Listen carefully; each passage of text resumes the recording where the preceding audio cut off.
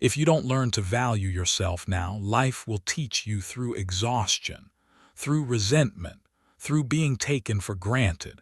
It won't happen all at once. It happens slowly, through small compromises you keep making to avoid discomfort, conflict, or guilt. People who value themselves don't wait until burnout forces the lesson. They don't wait until they feel empty, overextended, or invisible. They choose self-respect early. They notice when something costs too much energy. They listen when their body feels tired. They say no without turning it into a long explanation. This audiobook is for those who are tired of giving endlessly and calling it kindness. For those who want to care deeply without disappearing in the process.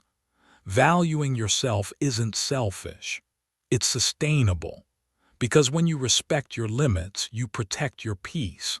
And when you protect your peace, you show up better, not resentful, not drained, not broken.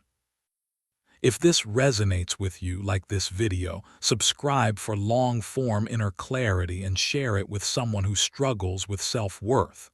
You don't need to wait for exhaustion to choose yourself. Chapter 1. The day you stop auditioning, there's a moment in every life where a quiet truth finally gets loud enough to change you. It's the moment you realize you've been living like you need permission. Permission to feel proud. Permission to take up space. Permission to want more. Permission to say no. And you might not call it that, but you've been auditioning for approval day after day, like your worth is decided by someone else's mood, attention, or opinion. Let's get something straight right now. You are not a candidate. You are not an applicant. You are not a backup plan. You are not lucky to be here. You are the deciding factor in your own life. And the fastest way to start valuing yourself more than anyone else is to stop treating your life like a public vote. Think about how people act when they're desperate to be chosen. They over-explain, they over-give, they over-apologize, they laugh at jokes that insult them, they accept deals that drain them, they accept relationships that starve them, they pretend to be okay with things they aren't okay with. They become experts at lowering the volume of their needs so they don't scare people away. That isn't kindness. That isn't humility. That's fear dressed up as being easygoing. I want you to picture a young athlete in a high school gym in Ohio. It's late afternoon. The bleachers are half empty. The air smells like sweat, rubber shoes, and old wood. The kid is practicing free throws, not because the coach is watching, not because there's a scholarship scout in the stands, because the kid decided, I'm going to be unstoppable. The kid misses, adjusts, misses again, adjusts again. No drama, no self-pity, no begging the universe for a break, just repetition and resolve. Now imagine a second kid standing at the same line, holding the ball like it's a fragile secret. He looks at the door constantly, checking to see who might be watching. When people walk in, he tries harder. When they leave, he slows down. He makes practice performative. He's not training to win. He's training to be seen. That second kid grows up and becomes the adult who only believes in themselves when somebody else validates them. That's the adult who feels confident when the texts are coming in and worthless when the phone goes quiet. That's the adult who feels powerful when they're praised and collapses when they're criticized. That's the adult who thinks self-worth is something you earn from an audience. Valuing yourself more than anyone else means you become the first kid. You train for your life when nobody's watching. You show up for yourself when nobody's clapping. You stay loyal to your standards even when it would be easier to betray them for attention. A lot of people say they want self-confidence. What they really want is social comfort. They want to feel safe being liked. But valuing yourself is a deeper kind of safety. It's the kind where you can be disliked and still be steady. The kind where you can disappoint someone and still respect yourself. The kind where you can walk away from what harms you, even if the world calls you difficult. Here's how you know you've been auditioning. You say yes when your body is saying no. You delay decisions because you're hoping someone else will make them for you. You hide parts of yourself because you think the real you might be too much. You shrink your goals to avoid making others uncomfortable.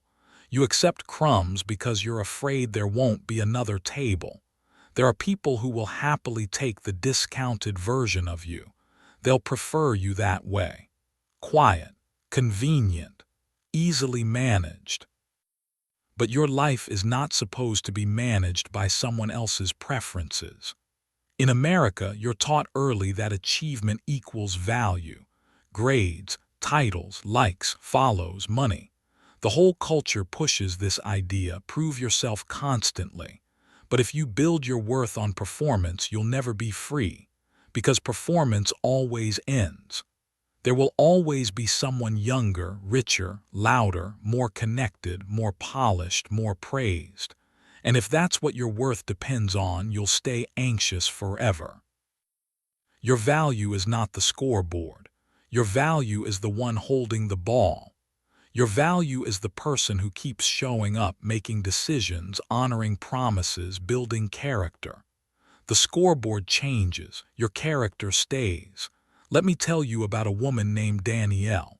She's in her early 30s, lives outside Atlanta, works in healthcare administration. She's smart, reliable, the one everyone calls when they need something handled.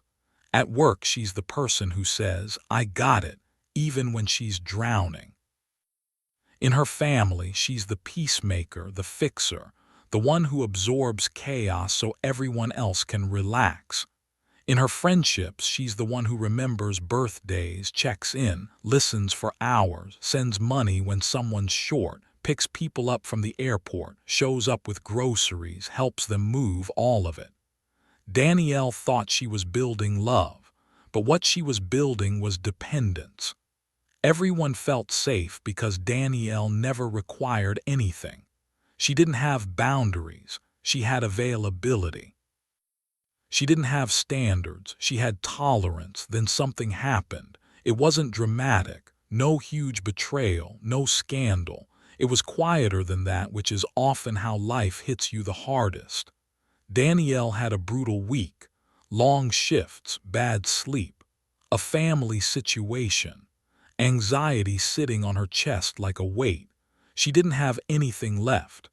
So when her friend asked her to drop everything and drive across town to help with something non-urgent, Danielle did something new. She said, "I can't today." There was silence. Then her friend responded like Danielle had committed a crime: guilt, passive aggression. "Wow, okay." That was it. Just two words that carried a whole message: you're only valuable when you serve. Danielle sat there staring at her phone, not angry, not even surprised, just awake. Like someone turned the lights on in a room she'd been living in for years. And she realized she'd been buying connection with sacrifice. She'd been paying for belonging with exhaustion. And the day she stopped paying, the friendliness changed. That moment crushed her for about 15 minutes. Then it rebuilt her, because she finally understood something. People can love you and still take advantage of you. Not always out of malice, sometimes out of habit, sometimes because you train them that your yes is automatic. But once you understand that, you can't unsee it. Valuing yourself more than anyone else means you stop being the charity in your own life. You stop being the unlimited resource. You stop acting like your time, energy, and attention are free samples. You become the owner of your life again. That doesn't mean you stop being generous. It means your generosity becomes intentional. You help the people who respect your boundaries, not the people who exploit your weakness. You give from strength, not from fear. And here's the part people don't tell you. The first time you choose yourself, it will feel wrong. Not because it is wrong, but because you're not used to it.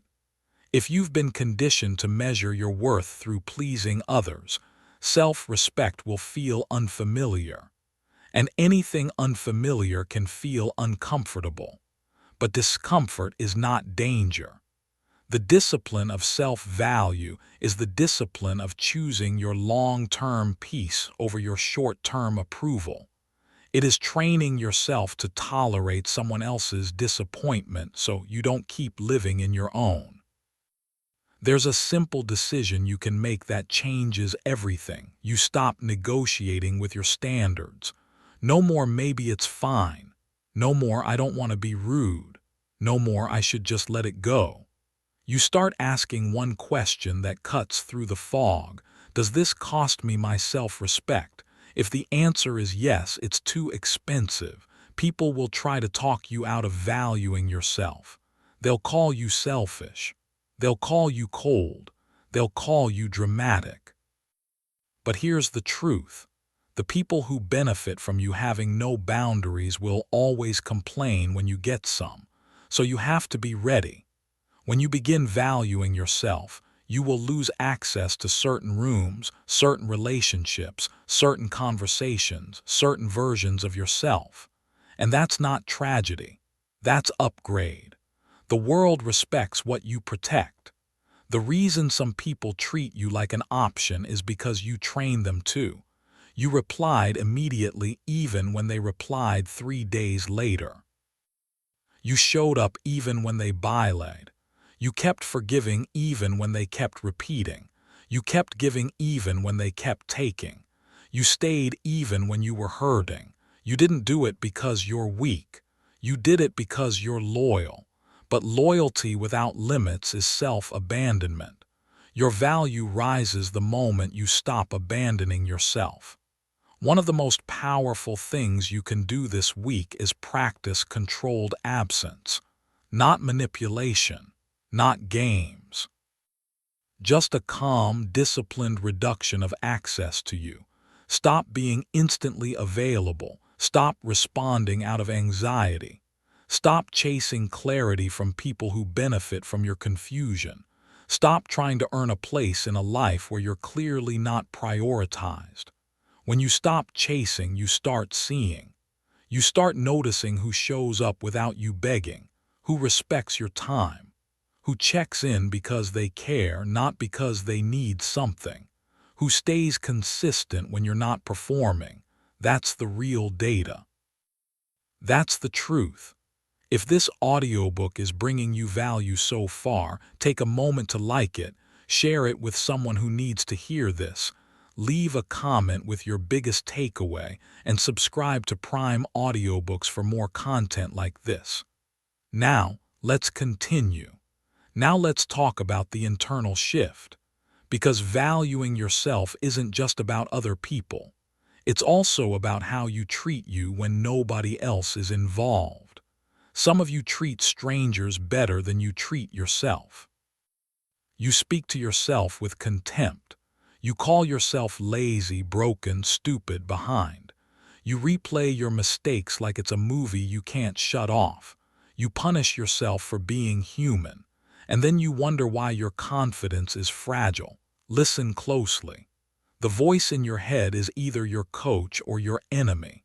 If it's your enemy, you're training with a sabotaging partner every day. Start speaking to yourself like someone you're responsible for, because you are. You don't have to lie to yourself. You don't have to hype yourself up with fake positivity, but you do have to stop the internal abuse. Discipline and cruelty are not the same thing. Growth and self-hate do not need each other. Here's a real-world practice that changes your identity faster than you expect.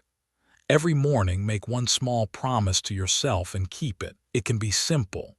Drink water before coffee. Make your bed. 10 minutes of movement. Read 2 pages. Clean one small area. Write 1 paragraph. Then do it. Your brain doesn't build self-worth from motivation. It builds it from evidence. Every time you keep a promise to yourself, you gather proof that you can trust you. And self-trust is the foundation of self-value. When you trust yourself, you stop begging for reassurance. When you trust yourself, you stop tolerating chaos. When you trust yourself, you stop bargaining with people who treat you poorly. Because you know you can handle being alone. You know you can handle change. You know you can handle growth.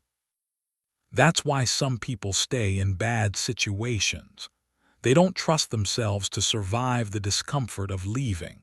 So they stay and call it love or loyalty or patience. But it's fear. Self-value is the courage to choose the hard right over the easy wrong. It's the courage to be misunderstood while you build something better. It's the courage to be alone for a season so you don't stay broken for a lifetime. So today, I want you to stop auditioning. Stop trying to win people who don't value you. Stop trying to be palatable. Stop trying to be the good one who never causes problems. Your life is not a popularity contest. Your life is a responsibility.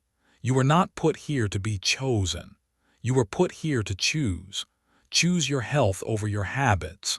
Choose your future over your comfort. Choose your standards over your cravings. Choose your boundaries over their opinions. Choose yourself before you choose anyone else. And as you sit with this chapter, let it land in your body, not just your mind. Where are you still performing for approval? Where are you still shrinking to fit someone else's expectations? Where are you still giving away your power to avoid discomfort? And what would change in your life if you decided, starting today, that you are no longer auditioning for a role in your own story? Chapter 2. Your standards are your self-respect. In the last chapter, you saw what happens when you stop auditioning for approval and start choosing yourself with discipline. You saw the difference between being available and being valued, and you learned that your worth isn't a public vote. Now we're going to go deeper, because the moment you stop chasing validation, a new question shows up fast. What do you actually stand for? Most people don't suffer because they lack potential. They suffer because they lack standards. Not the kind of standards you post online, but the kind you enforce when nobody applauds you for it. The kind that costs you something. The kind that makes you walk away even when your emotions want you to stay. The kind that makes you protect your peace even when someone tries to guilt you into giving it up. Your standards are not rules you put on other people. They are rules you put on yourself about what you will tolerate, what you will participate in, and what you will allow into your life. And here's the truth most people avoid. Your life will always rise or fall to the level of what you permit. If you permit disrespect, it grows. If you permit chaos, it spreads. If you permit excuses, they multiply.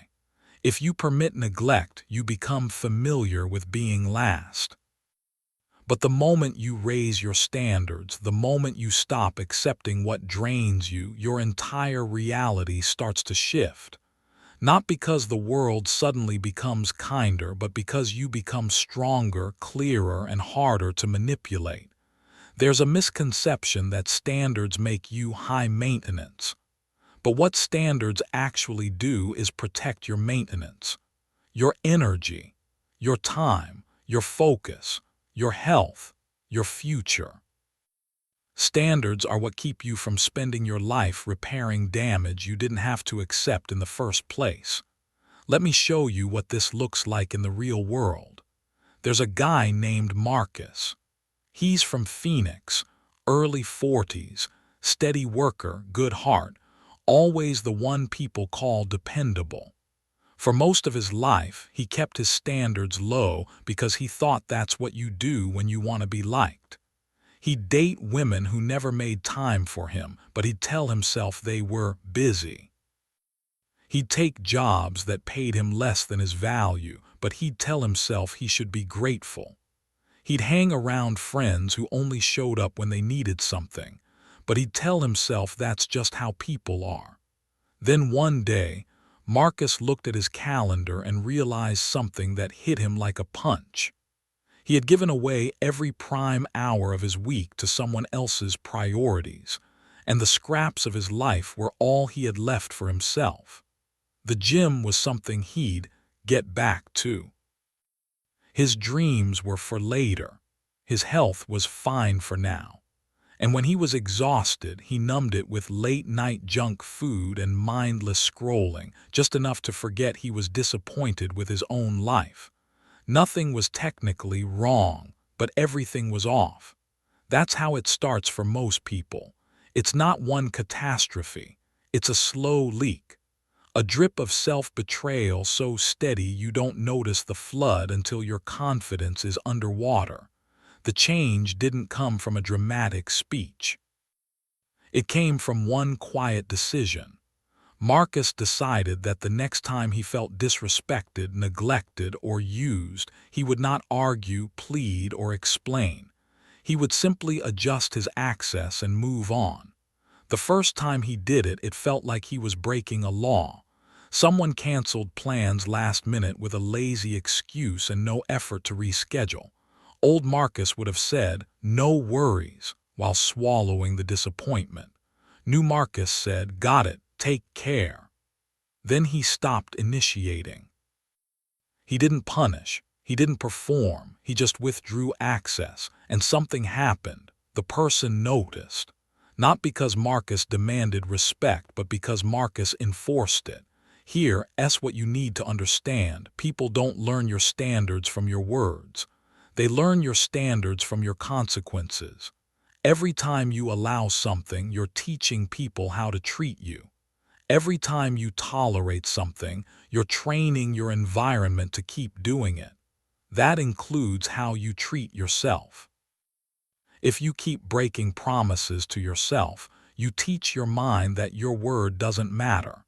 If you keep accepting less than you want, you teach your heart to settle. If you keep staying in situations that drain you, you teach your life that you're willing to live exhausted. But when you raise your standards, even in small ways, you start sending a different message. Not to the world, to you. One of the strongest standards you can adopt is this: you do not negotiate with disrespect. You don't debate it. You don't rationalize it. You don't try to prove that you deserve basic decency. You don't beg people to be consistent. You notice the pattern and you respond with action. Because it's not your job to convince someone to value you. Your job is to value you enough to leave what doesn't. Now let's talk about the standard that scares people the most, the standard of being alone. A lot of people cling to the wrong relationships because they fear isolation more than they fear betrayal. They fear the quiet. They fear the empty Friday night. They fear the idea of starting over. They fear what it would mean to sit with themselves without distractions. But here's what nobody tells you: loneliness isn't the enemy. Low standards are. Being alone can be clean, peaceful, focused, powerful. Being with the wrong people is what's toxic. Being around someone who drains your confidence is far more dangerous than spending a season rebuilding your life in silence. And that's why you need to make solitude part of your standard. Not as punishment, but as training. If you can't sit with yourself, you'll always chase someone else. If you can't be alone, you'll accept anything just to avoid emptiness. But if you master solitude, you become unshakable. You stop needing people to complete you and you start choosing people who align with you. There's a metaphor that fits perfectly here. Imagine your life is a house. Every relationship, every habit, every commitment is something you allow inside. Some things belong there, some things don't.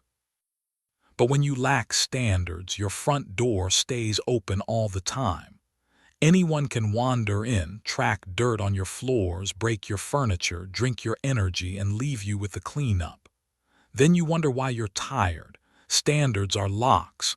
Standards are boundaries. Standards are rules of entry, not because you're afraid of life, but because you respect the home you're building. You only get one life. That means you only get so many mornings, only so many years, only so many chances to become who you know you can be. So why would you let people walk in and treat your future like a free-for-all? Let's turn this into something practical. Your next level begins when you start living by a small set of personal laws. Not complicated, not trendy, just disciplined and clear. One law could be, I don't respond when I'm emotionally activated. If you're angry, anxious, desperate, or hurt, you don't send the text. You don't make the call. You don't write the paragraph trying to prove your worth. You breathe, you walk, you calm your nervous system. Then you choose your response with self-respect. Another law could be, I don't over-explain my boundaries. When you start valuing yourself, you learn that no is a complete sentence. You can be polite, you can be kind, but you don't owe a courtroom defense every time you protect your time. Another law could be, I don't commit to what I can't maintain. This one is huge. A lot of people build chaos by saying yes to things they can't sustain, then resenting everyone when they burn out. Standards include being honest about your capacity. Another law could be, I don't ignore red flags because I want the story to work out. The moment you see the pattern, you stop arguing with reality. You stop fantasizing about potential while your present is suffering. And here's the standard that will change your entire life. I do what I said I would do, even when I don't feel like it. That's not motivation, that's identity. If you want to value yourself more than anyone else, you have to become someone you can trust. Not sometimes, not when you're in a good mood. Consistently, start small but make it sacred. Pick one habit that proves to you daily that you are a person of your word. Wake up at a consistent time, keep your space clean, train your body, save money, read every day, write every day, prepare your meals. Whatever it is, make it non-negotiable. Because self-respect isn't a feeling, it's a practice. And here's another piece most people miss. Your standards will offend the version of you that still craves comfort. The part of you that wants to stay up late, skip the workout, avoid the difficult conversation, take the easy way out and call it self-care, that part of you is going to resist. It will tell you that you're being too strict, too intense, too dramatic, too different. But that part of you is not your leader. It's your impulse. You don't build a powerful life by following impulses. You build it by following principles. And once you adopt that mindset, everything changes. Your time becomes structured. Your goals become real. Your confidence becomes stable. And your relationships become cleaner because people can feel your firmness. Some will leave. Let them. When you raise your standards, you stop being compatible with low-effort people. You stop being the perfect match for chaos. You stop being easy to use. You become expensive, not in an arrogant way, but in a self-respecting way. Access to you requires maturity, respect, consistency, and effort. Not because you're better than others, but because your life is valuable to you. Now you might be thinking, what if I set standards and people still don't treat me right? Then your standard becomes separation. The point of standards isn't to control anyone else. It's to control your response. It's to ensure that no matter what people choose, you choose you. Let me give you a simple exercise that works immediately. Tonight, write down 3 things you will no longer tolerate. Not a long list, just 3. Something like being spoken to with disrespect, being consistently dismissed, or being drained by one-sided relationships. Then write down what your consequence will be when it happens. Not punishment, consequence. Maybe it's less access. Maybe it's a direct conversation. Maybe it's distance. Maybe it's leaving. Then write down 3 things you will no longer do to yourself, like breaking promises, procrastinating your health, or saying yes when you mean no. Then one more step. Tomorrow, enforce one standard in a small way, not a dramatic declaration, a quiet, clean action. Because the moment you enforce one standard, you become a different person. And once you feel that shift, you'll start to crave it. The calm power of not being easily moved. The confidence of knowing where you stand. The relief of being loyal to yourself. You will no longer be the person who begs to be respected. You will be the person who expects respect and lives accordingly. If this audiobook is bringing you value so far, take a moment to like it, share it with someone who needs to hear this, leave a comment with your biggest takeaway, and subscribe to Prime Audiobooks for more content like this. Now, let's continue. So as you move forward from this chapter, don't wait for life to force you into self-respect. Choose it on purpose. Decide what you accept. Decide what you refuse. Decide what kind of person you are becoming and build your days to match that decision. Because valuing yourself more than anyone else isn't loud. It's consistent. It's quiet. It's disciplined. It's the way you leave the room when disrespect enters. It's the way you keep your promises when nobody is checking. It's the way you protect your future when your present is tempting you to settle. And now, be honest with yourself as you sit with this. What have you been tolerating that's been teaching your life to stay small? Where have you been negotiating with disrespect, making excuses for inconsistency, or calling low-effort love? What standard do you need to set today, not for someone else, but for you, so that your life finally reflects the value you know you have? Chapter 3. Stop abandoning yourself in silence. In the last 2 chapters, you stopped auditioning for approval, and you started building standards that protect your self-respect. You learned that your worth isn't decided by an audience, and that your life rises or falls to the level of what you permit. Now we're going to talk about the most painful truth behind low self-worth, the one that explains why you can have goals, intelligence, and opportunity, yet still feel stuck. You've been leaving yourself behind in small moments, and you've been doing it so quietly that it became normal. Self-abandonment doesn't always look like chaos. Sometimes it looks like being the strong one, the one who doesn't complain, the one who keeps it together, the one who smiles through disappointment, the one who says, "It's fine," even when it is. But every time you swallow your truth to keep the peace, you pay a price. Every time you ignore your needs to make someone else comfortable, you teach your mind that you don't matter.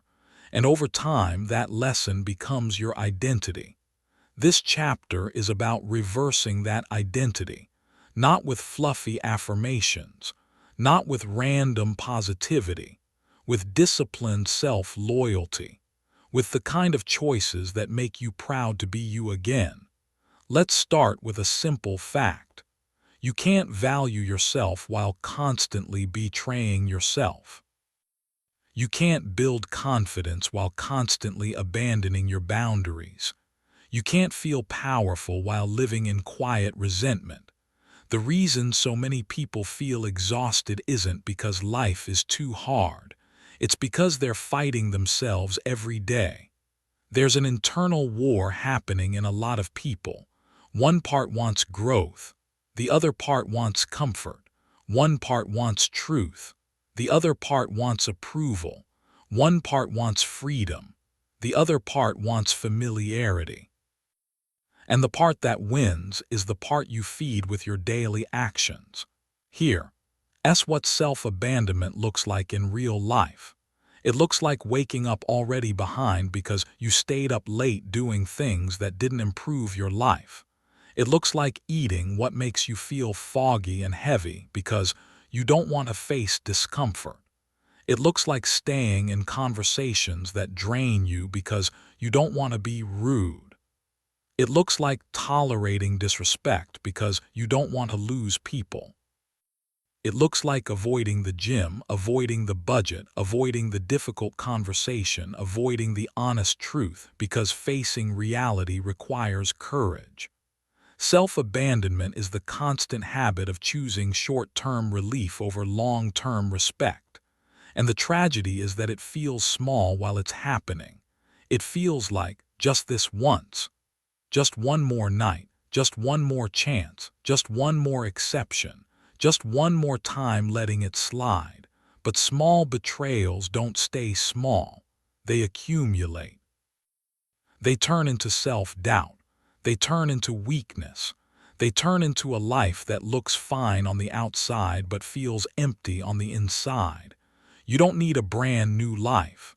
You need a new relationship with yourself. Imagine a person who says they want to be successful but refuses to listen to the one voice that actually knows what needs to be done. Their own. They know they should sleep earlier but they stay up. They know they should work out but they skip it.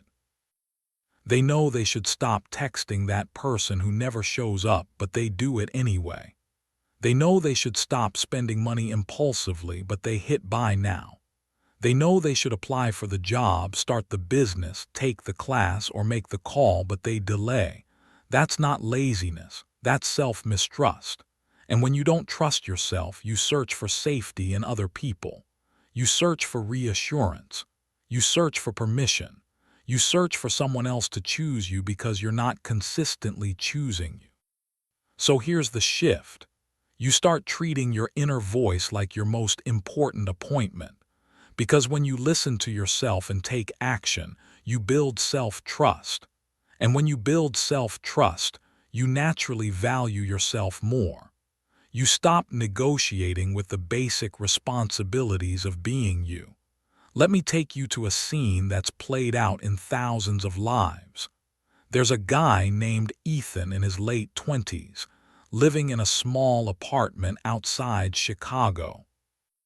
He's got a job that pays the bills, a social life that looks normal, and a personality that makes people like him. But when he gets home at night, the walls feel quiet in a way that scares him. Because in the quiet, he can hear what he's been avoiding. He's avoiding his potential. Ethan tells himself he's just tired, that he deserves to relax, that tomorrow will be different. And tomorrow does come, but it comes with the same choices. Scroll, snack, sleep late, rush, repeat. His weeks blur together. His goals stay on a shelf. And the worst part is he starts to believe that this is just who he is. Then one Friday, his company hosts a small event. People are laughing, talking, networking. Ethan runs into a coworker he doesn't know well, someone a few years older. The guy is calm, sharp, in shape, grounded. The kind of person who looks like they have a plan. They talk for a few minutes and Ethan casually says something like, "Man, I need to get my life together." He laughs it off like a joke. The coworker doesn't laugh. He looks at Ethan and says, "You don't need to get your life together. You need to stop breaking your word to yourself." That's it. Nothing dramatic. But it hits Ethan hard because it's accurate. That night Ethan goes home and sits on the edge of his bed, staring at the floor, and he realizes he's been forgiving himself so often that forgiveness became an excuse. He's been giving himself endless grace with zero accountability. He's been calling it being kind to himself, but it's been slowly killing his confidence. So he does something different. Not huge, not perfect, just different. He decides that for the next 30 days he will keep one promise to himself every single day. One, no matter what. If he fails at everything else, he will not fail at that. His promise is simple. He will wake up and walk for 20 minutes. No matter how cold it is. No matter how tired he feels. No matter what mood he wakes up in. The first morning his bed feels like gravity. His brain starts negotiating. You can do it later. It's too early. What difference does 20 minutes make? But Ethan stands up anyway, puts on shoes, walks outside, and feels the bite of the air on his face. He walks slowly. He doesn't feel inspired, but he does it. On day 5, something changes. He starts looking forward to it. Not because it's fun, but because it makes him feel like he's back in control. On day 10, he starts noticing he has more energy. On day 15, he starts making better choices without forcing it because his identity is shifting. He's not the guy who breaks his word anymore. He's the guy who keeps it, and that changes everything. That's the power of self-loyalty. It doesn't require a perfect life. It requires an honest one. Here, that's what you need to hear. The fastest way to stop abandoning yourself is to stop making promises you don't intend to keep. If you tell yourself, I'm going to change everything starting Monday, and you don't, you teach your mind not to believe you. If you keep saying, I'll start tomorrow, and tomorrow never comes, you train your brain to ignore your goals. So stop making dramatic promises. Make small ones, keep them, stack them. Let your life become the evidence. Self-loyalty is built through tiny, consistent actions. Not through intensity, not through hype, through follow-through. And you need another form of loyalty too, emotional loyalty. This is where most people get trapped. They know what they should do, but their emotions pull them into familiar patterns. They miss someone who was bad for them. They crave the attention of someone inconsistent. They start romanticizing the past. They start rewriting history. They start saying, maybe it wasn't that bad. This is your emotions trying to protect you from uncertainty by dragging you back to what you already know. But familiarity is not love. Familiarity is not safety. Familiarity is not destiny. A disciplined person doesn't obey every emotion.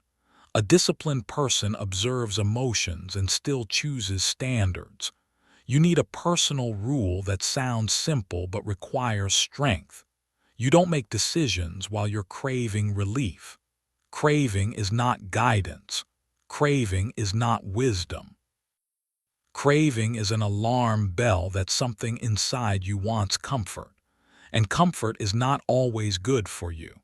When you start valuing yourself, you learn to sit with discomfort without running from it. You learn to feel the urge to reach out and still keep your dignity. You learn to feel lonely and still choose peace. You learn to feel afraid and still move forward. That is real power. There's a moment that separates people who value themselves from people who don't. It's not when life is easy. It's when life is hard and nobody is watching. It's when you're tired. It's when you're stressed. It's when you're disappointed. It's when you don't feel loved. It's when your progress feels slow. In those moments, your identity shows up. Do you abandon yourself and chase relief? Or do you stay loyal to your standards and build your future anyway? Because your future is built in your hardest moments, not your easiest. Now let's talk about a form of self-abandonment that's so common in the USA it's practically celebrated. Overworking to prove your worth. Grinding to earn the right to rest. Always busy, always moving, always producing. And yes, discipline matters, work matters, but if your work is fueled by insecurity, it becomes a trap. Some people aren't ambitious. They're terrified. They're trying to outrun the feeling of not being enough. They're trying to earn love through productivity. They're trying to silence their pain by staying busy. And it doesn't work. because no amount of achievement can replace self-worth. Valuing yourself more than anyone else means you stop using success as a bandage. You start using discipline as a foundation. You build a life where your peace is part of the goal, not the reward. So here's the standard I want you to adopt. You don't sacrifice your health for applause. You don't destroy your sleep for approval. You don't betray your body for a paycheck that still won't be enough. You don't stay in environments that punish you for being human. You can work hard and still have boundaries. You can build and still breathe. Because the whole point of valuing yourself is that you become the kind of person you don't need to escape from. Now this chapter has one mission. You stop leaving yourself behind. You start checking in with yourself like you matter. You start noticing when you're tired, when you're overstimulated, when you're angry, when you're lonely, when you're hungry for love, and you stop making decisions from that state. You pause, you breathe, you choose, and the choice is simple. Am I being loyal to myself right now, or am I abandoning myself for comfort or approval? This is how you rebuild. One decision at a time. One promise at a time. One boundary at a time.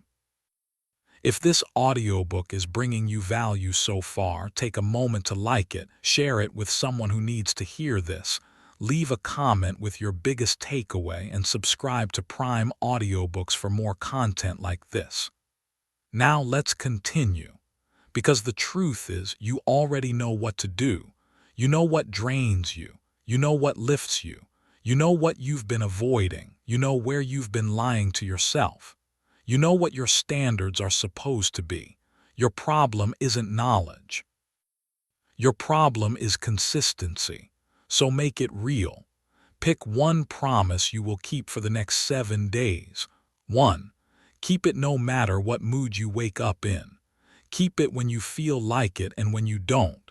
And watch what happens to your confidence when you start trusting yourself again. And as you let this settle, let your mind go quiet enough to hear your truth. Where are you abandoning yourself in small ways that are adding up to a life you don't want? What promise do you keep breaking that is teaching you not to trust yourself?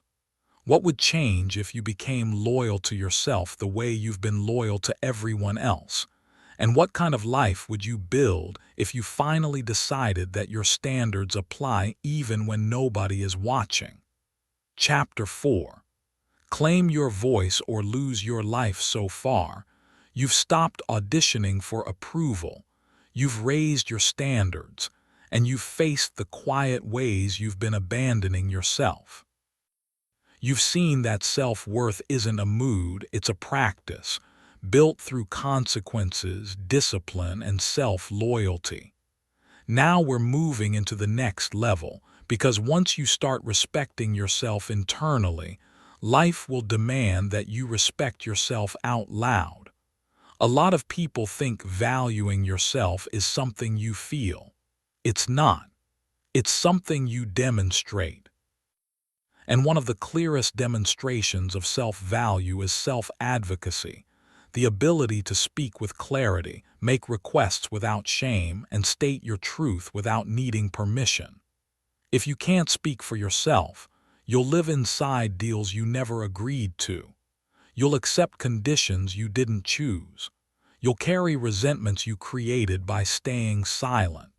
Silence might keep things calm in the moment, but it charges interest. And eventually, you pay for it with stress, bitterness, and regret. Your voice is not just the sound coming out of your mouth. Your voice is your presence. Your voice is your decisions. Your voice is your willingness to say, "This works for me," or "This doesn't."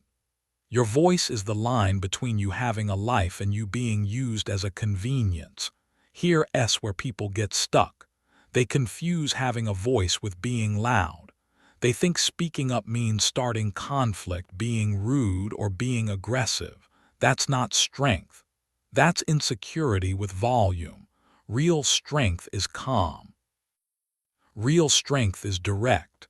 Real strength doesn't need a performance. It just needs truth. Valuing yourself more than anyone else means you stop hiding behind being nice, when what you're really doing is being afraid. There's a difference between kindness and cowardice. Kindness has a backbone. Kindness tells the truth. Kindness respects both people, including you. Cowardice smiles while it's being mistreated and calls it peace. Let me tell you about a woman named Talia. She lives in Dallas, mid-30s, sharp mind, excellent work ethic, the kind of person who makes teams run smoother without getting the credit. She's been at her company for years. She's the one who stays late when things fall apart. She's the one who answers emails on weekends. She's the one new hires go to when they need help because she's patient and knows the systems. Talia also has a habit she doesn't talk about. She apologizes for existing. She starts sentences with "sorry to bother you." She asks questions like she's asking for a favor. She downplays her achievements. She waits to be invited into rooms she already earned her way into. And when it came time for annual compensation reviews, she took whatever they offered and told herself she should be grateful. She wasn't weak. She was trained to be agreeable, trained to avoid discomfort, trained to believe that asking for more meant being selfish. Then one day, a new manager joined her department. A guy who didn't know the old dynamics. He asked Talia to list out everything she was responsible for. She sent him a detailed breakdown. He read it and said, "You're doing 2 jobs." Talia laughed, the way people laugh when they don't want to cry. The manager didn't laugh. He said, "You need to fix that." That was a moment of clarity, but the real shift happened later that week when she looked at her own bank account and realized something. She was overworked, underpaid, and quietly resentful. Not because the company was evil, but because she had never required fairness. She had been accepting whatever was handed to her. So Talia decided to do something terrifying. She decided to advocate for herself, not with anger, not with threats, with clarity. She prepared like a professional. She listed her responsibilities. She documented wins. She gathered examples of what she improved and how it impacted results. She researched market ranges. She practiced her words until her voice stopped shaking when she said them. And when the meeting came, she didn't ramble. She didn't over-explain. She didn't apologize. She sat upright, looked her manager in the eye and said, "Based on my responsibilities and performance, I'm requesting an adjustment to align my pay with my role." That sentence changed her life. Not because the world instantly became fair, but because Talia became someone who doesn't ask for permission to be valued. She became someone who expects alignment. They negotiated. They didn't give her everything at first, so she stayed calm and clear. She didn't collapse into people-pleasing. She didn't accept a vague promise. She asked for concrete next steps, a timeline, and specific performance markers tied to the compensation change. And here's the part that matters most. She walked out of that meeting proud of herself even before the outcome, because speaking up wasn't about money. It was about identity. When you value yourself, you stop being afraid of your own needs. You stop treating your desires like they're inconveniences. You stop acting like advocating for yourself is something you have to earn. You were born allowed. Now let's bring this out of the workplace and into your personal life, because this is where silence destroys people. A lot of you are carrying pain you never named. You're in relationships where your needs are ignored, but you keep quiet to avoid conflict. You're in friendships where you're always the one giving, but you keep quiet because you don't want to look needy. You're in family systems where you're the responsible one, the stable one, the one who gets leaned on, but you keep quiet because you don't want to disappoint anyone. So you keep taking hits. You keep absorbing stress. You keep acting like you can handle everything. And then one day you snap and people act shocked. They're not shocked because you're wrong. They're shocked because you trained them that you would never push back. That's why your voice matters. Your voice prevents explosions. Your voice prevents resentment. Your voice is your early warning system. But to use it, you have to stop doing one thing that makes your life smaller than it should be. You have to stop waiting until you're furious to be honest. Speak sooner. Speak calmer. Speak clearer. If you want a powerful life, you need powerful communication, not aggressive, not emotional dumping. Clean communication. Clean communication sounds like this. I'm not available for that. That doesn't work for me. I'm not okay with how that was said. I need a different approach. I'm willing to talk when we can be respectful. I'm not interested in continuing this dynamic. These are not attacks. These are boundaries. And if someone treats your boundary like an invitation to argue, that tells you something about them.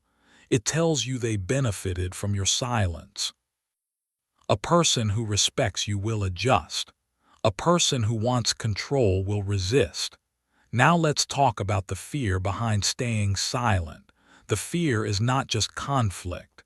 The deeper fear is loss. People worry that if they speak up, they'll lose the relationship, lose the opportunity, lose the approval, lose the connection. And maybe they will. But let me be direct with you. If speaking your truth costs you access to someone, you were never safe with them. You were only useful. Valuing yourself more than anyone else means you stop protecting connections that require you to be small. You stop treating your honesty like a threat. You stop shrinking your needs to keep the peace. You stop pretending that silence is maturity when it's actually avoidance. Here's the discipline of voice. You speak with control, not with chaos. That means you don't explain for 20 minutes. You don't defend your boundary like you're on trial. You don't negotiate your standards. You don't get pulled into emotional back and forth. You state, you pause, you let the other person respond. You watch their behavior because your voice is not about getting them to agree. Your voice is about you becoming someone who doesn't abandon yourself to keep things comfortable. And yes, your voice will feel shaky at first. That's normal. A lot of people are not afraid of speaking, they're afraid of the reaction. They're afraid of being misunderstood. They're afraid of being judged. They're afraid of being called selfish. They're afraid of being alone, but this is where your growth is. You don't need everyone to understand you. You need you to respect you. Confidence is not the absence of fear. It's the willingness to act with fear present. So let's build your voice through action the same way you build self-trust. Start with one low-risk practice every day. Say what you actually want in small moments. Pick the restaurant. Choose the time. State your preference. Correct the order when it's wrong. Ask for the refund when you're owed it. Say no without apologizing. Ask for help without shame. These tiny reps build your identity because a voice is like a muscle. If you don't use it, it weakens.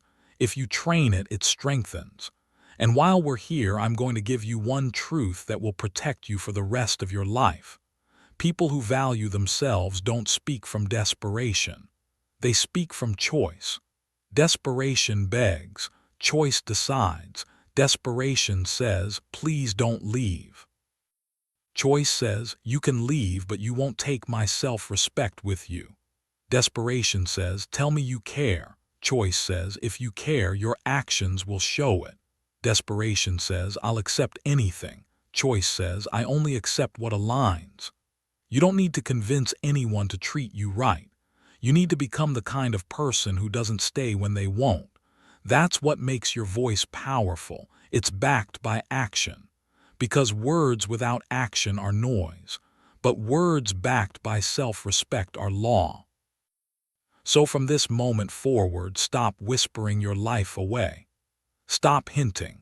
Stop hoping people will read your mind.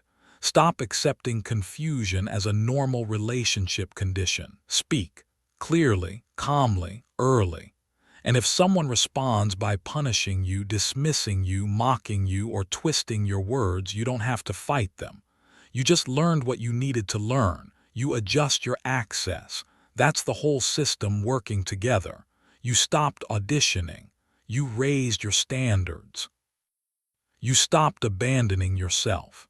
Now you speak and act like a person who knows they matter.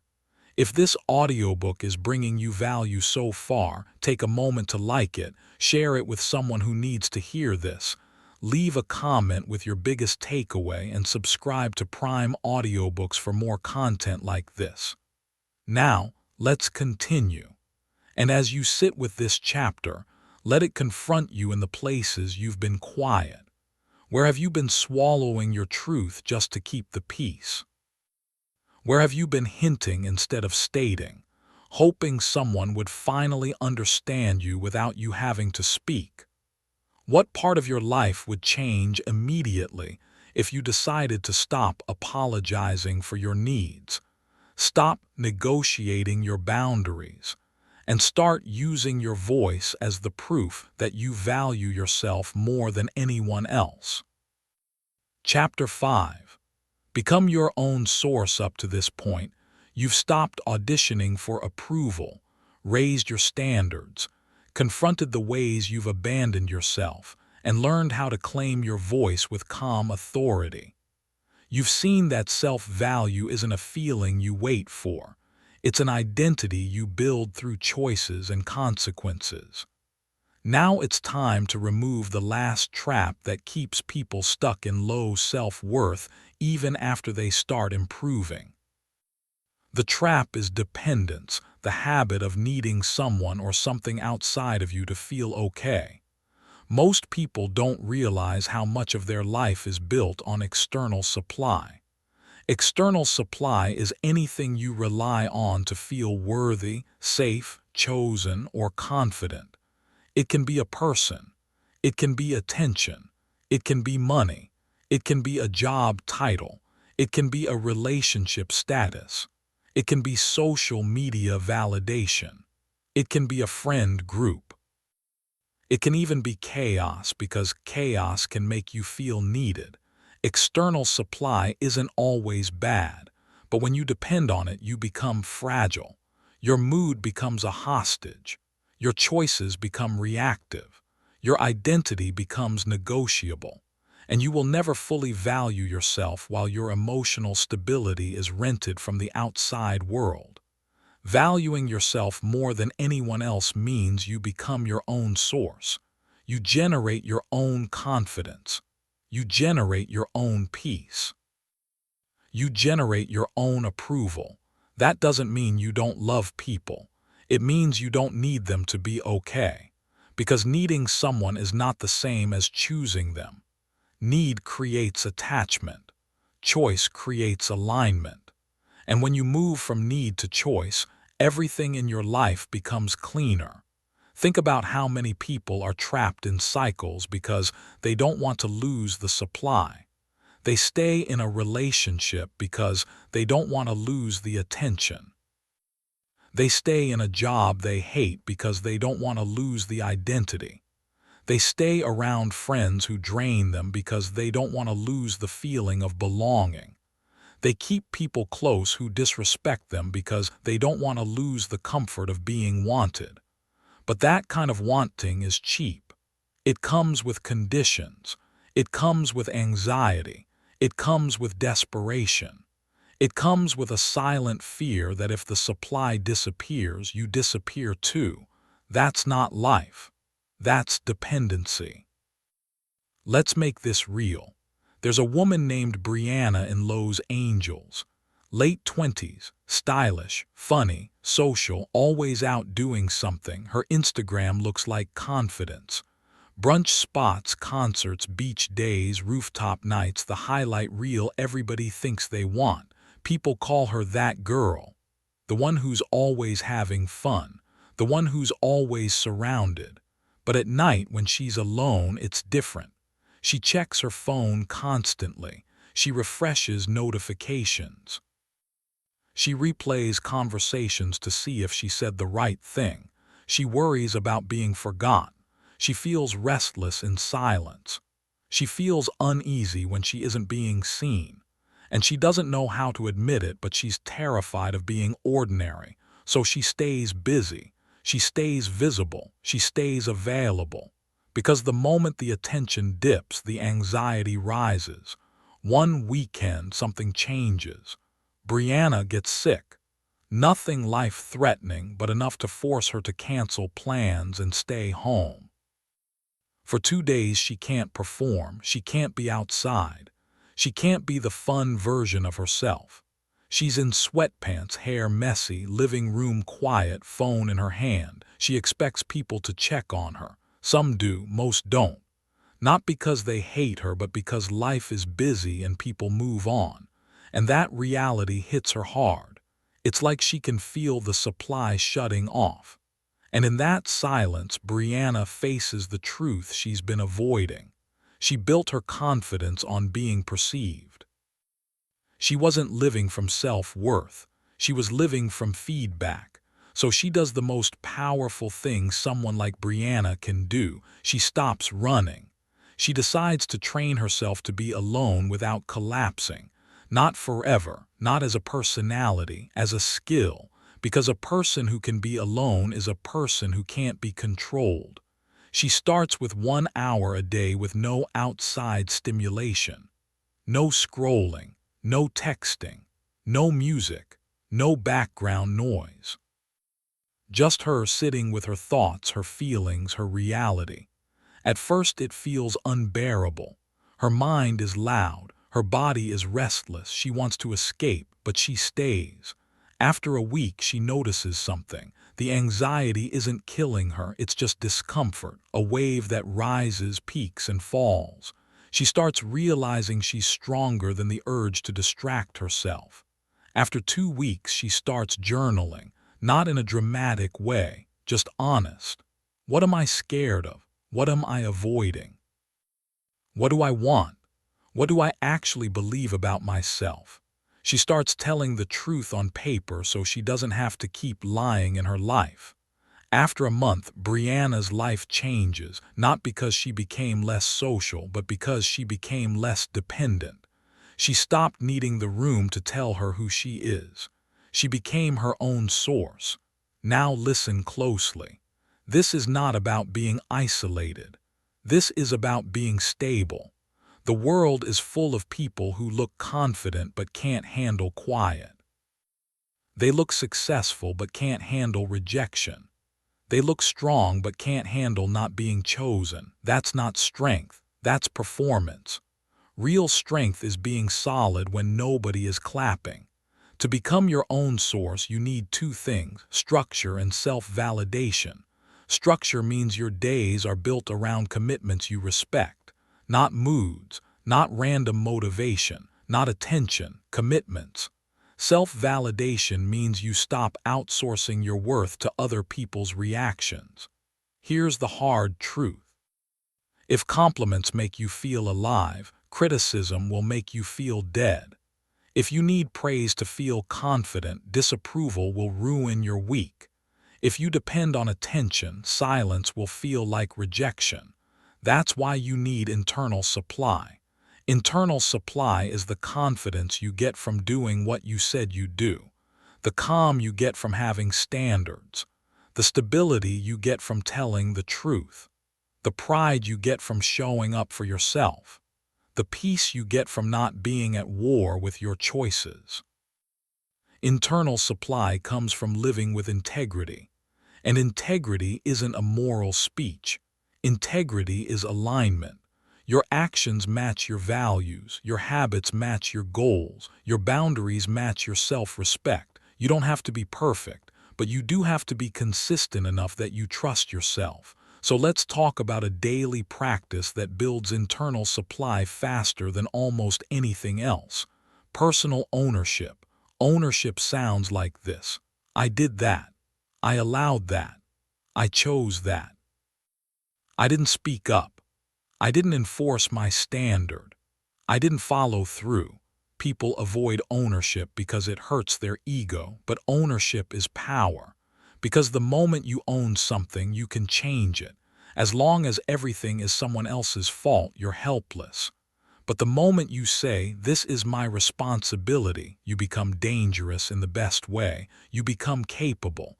And that's what self-value really is. Capability. You value what you can rely on. You respect what is solid. You trust what is consistent. Become that for yourself. Now let's deal with the biggest dependency trap of all: romantic supply. Some of you have been treating love like oxygen. You've been treating relationships like proof that you're worthy. You've been treating being chosen like the highest validation. So when someone leaves, you don't just lose them. You lose your identity. That's why breakups destroy people. Not because love is impossible to recover from, but because their self-worth was living inside that person's attention. But when you become your own source, love becomes a bonus, not a lifeline. You can still feel pain. You can still grieve. You can still miss someone, but you don't lose yourself. You don't collapse into desperation. You don't beg. You don't chase. You don't negotiate your dignity, because your dignity is not up for trade. Here's what it looks like when you become your own source in relationships. You stop trying to be chosen by people who don't align. You stop proving yourself. You stop overgiving. You stop overfunctioning. You stop doing emotional labor for someone who won't meet you halfway. You choose partners and friends who are consistent, respectful, and mature. And if they aren't, you don't take it personally. You take it seriously. Because you finally understand, it's not your job to fix what someone refuses to carry. Now let's talk about something even more subtle: dependency on outcomes. A lot of people don't value themselves because they only feel proud when things work out. They only feel confident when they win. They only feel worthy when they succeed. That's fragile. If your worth depends on results, then your worth will collapse every time you fail. And you will fail sometimes. You will get rejected. You will get overlooked. You will miss opportunities. You will make mistakes. That's life. But when you become your own source, you learn to value yourself for your effort, your discipline, your courage, your consistency. You value yourself for showing up, not just for winning. That's why two people can fail at the same goal and only one of them gets stronger. The strong one takes the failure and uses it. The weak one takes the failure and makes it personal. Stop making everything personal. You're not your last mistake. You're not your last loss. You're not your last rejection. You are your standards, your discipline, and your ability to continue. So build internal supply by making one decision today. Choose one area of your life where you've been dependent on the outside world to feel okay and start taking your power back. If it's attention, practice being unseen without panicking. If it's relationships, practice being alone without chasing. If it's money, practice building skills and structure so you feel capable, not desperate. If it's success, practice loving your effort even when results take time. You become your own source by proving to yourself daily that you can handle your life. And when you can handle your life, you stop begging for someone to rescue you from it. If this audiobook is bringing you value so far, take a moment to like it, share it with someone who needs to hear this, leave a comment with your biggest takeaway, and subscribe to Prime Audiobooks for more content like this. Now, let's continue. So let this chapter settle into you like truth. Where have you been dependent on the outside world to feel worthy? Who or what have you been using as your supply, your proof, your validation? What would change if you became your own source, built your confidence from integrity, and stopped renting your self-respect from other people's attention? And what kind of life becomes possible when you realize you don't need to be chosen to be valuable, because you finally chose yourself? Chapter 6. The life you deserve is waiting on your decision. You've come a long way through these chapters. You stopped auditioning for approval, you raised your standards, you confronted self-abandonment, you claimed your voice, and you learned how to become your own source. You've been building something most people never build, an identity that doesn't collapse when the room goes quiet. Now this final chapter is where you bring it all together, because understanding is not the finish line. Choosing is. There's a version of you that already knows exactly what to do, not a perfect version, not a flawless version. A real version, a grounded version, a disciplined version, the version that doesn't beg for respect because they enforce it, the version that doesn't chase validation because they have self-trust, the version that doesn't disappear in other people's expectations because they have standards, voice, and direction. That version has been there the whole time. The only reason you haven't fully become that person yet is because you've been negotiating with your own power. You've been treating the life you want like a dream instead of a responsibility. You've been waiting for confidence to arrive before you act, even though confidence is built by acting. Today, the waiting ends, because valuing yourself more than anyone else isn't a motivational idea. It's a decision you make in the moments where the old you would fold. It's the moment you don't send the text that drags you backward. It's the moment you leave the room when disrespect enters. It's the moment you wake up and keep your promise even when you don't feel like it. It's the moment you tell the truth instead of hiding behind politeness. It's the moment you stop explaining your boundaries like you're asking for permission. It's the moment you stop trading your future for short-term relief. Every one of those moments is a doorway, and every time you choose yourself, you step through. This is what most people don't understand. You don't rise to the level of your dreams. You fall to the level of your defaults, your default habits, your default reactions, your default boundaries, your default standards, your default self-talk. So if you want a different life, you don't need a different personality. You need different defaults. And here's the good news: defaults can be rewritten. You rewrite them with discipline. You rewrite them with repetition. You rewrite them with consequences. You rewrite them by doing the right thing so many times that it starts to feel normal. That's what transformation actually is. Normalizing the behavior that used to feel hard. I want you to picture your life like a long road stretching out in front of you. Somewhere down that road is the life you say you want, the health, the peace, the relationships that feel clean, the money you can breathe with, the confidence that doesn't disappear in silence, the pride of knowing you didn't waste your years. But between you and that life is one thing: the version of you who keeps choosing comfort over growth.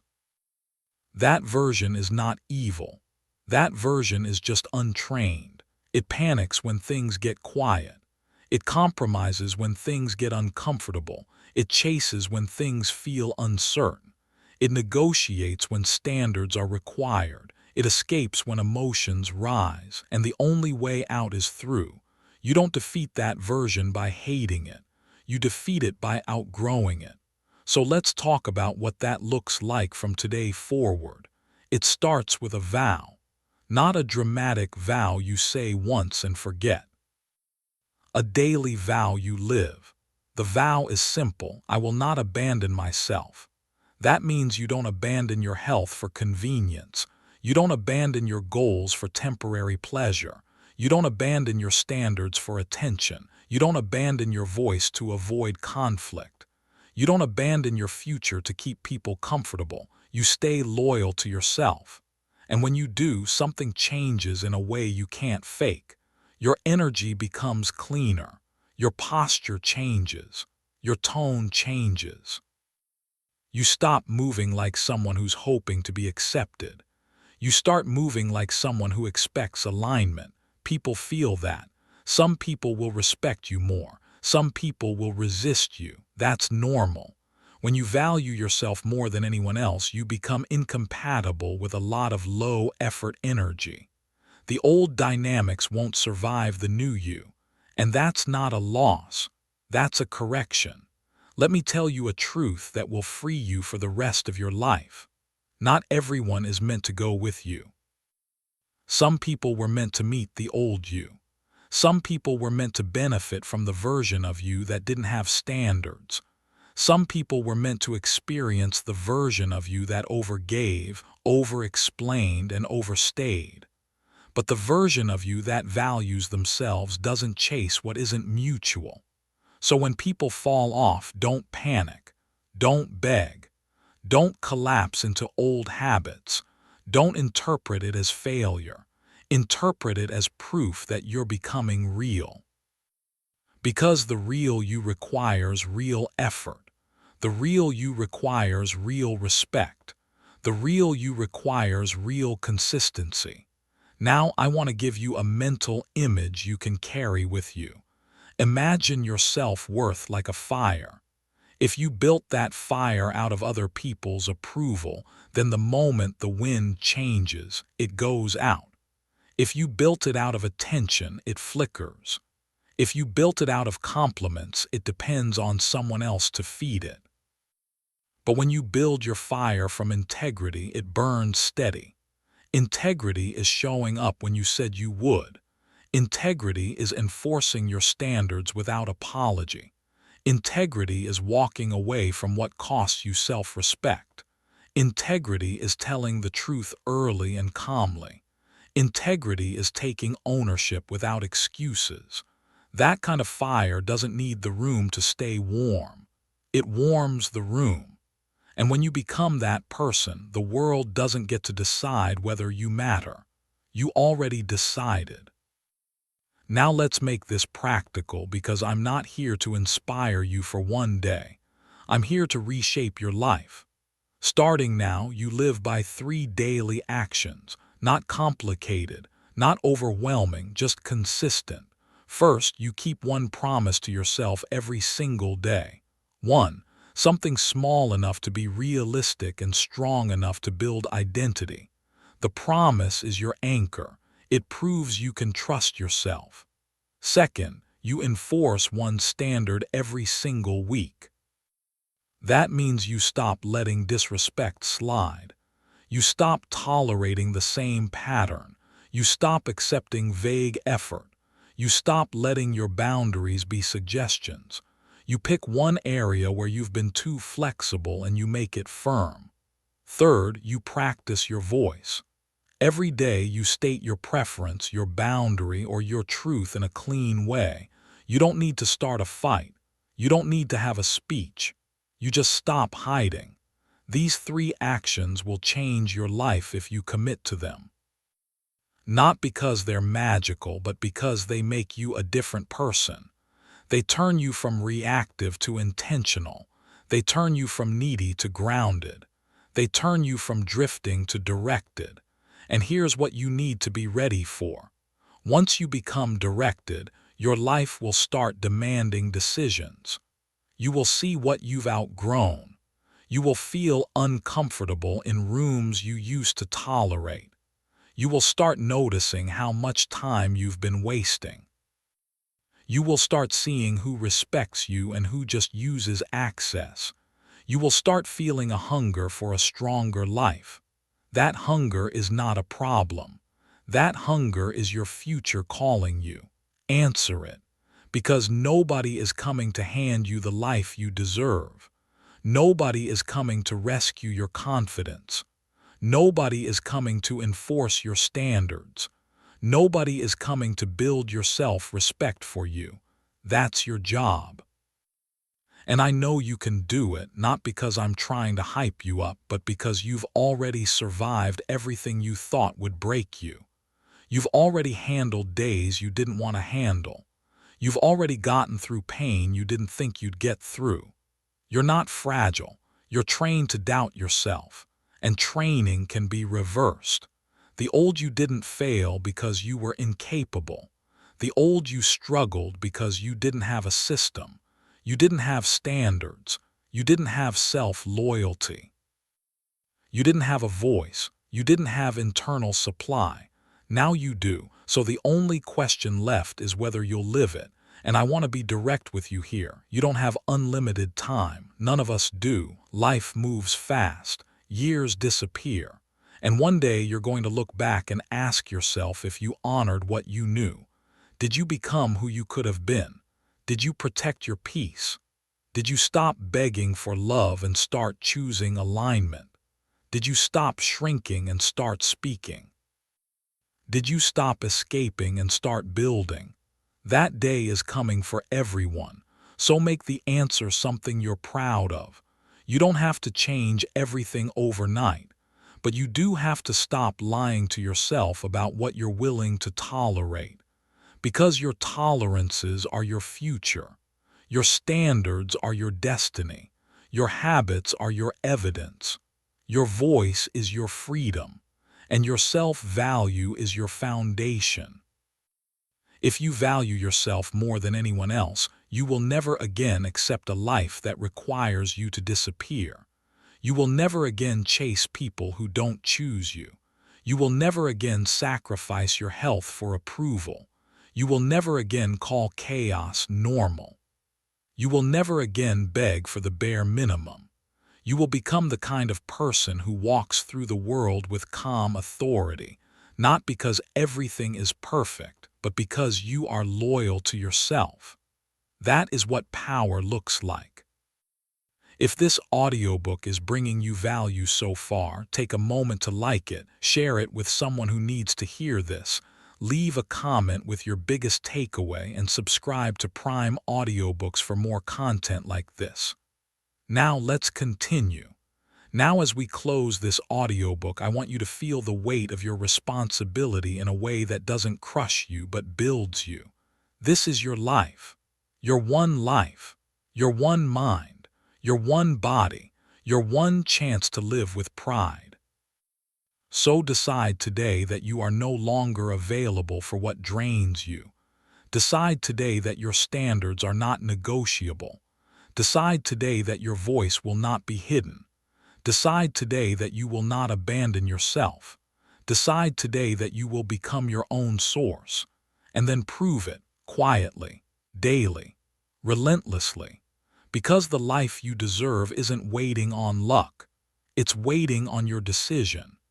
And as you step forward from this final chapter, let these questions echo in you, not as pressure but as direction. What is the one promise you will keep today to rebuild your self-trust? What is the one standard you will enforce this week to protect your peace? What is the one truth you've been afraid to say that would set you free the moment you speak it? And if you truly valued yourself more than anyone else, what would you stop tolerating immediately? And what would you finally start building with everything you have?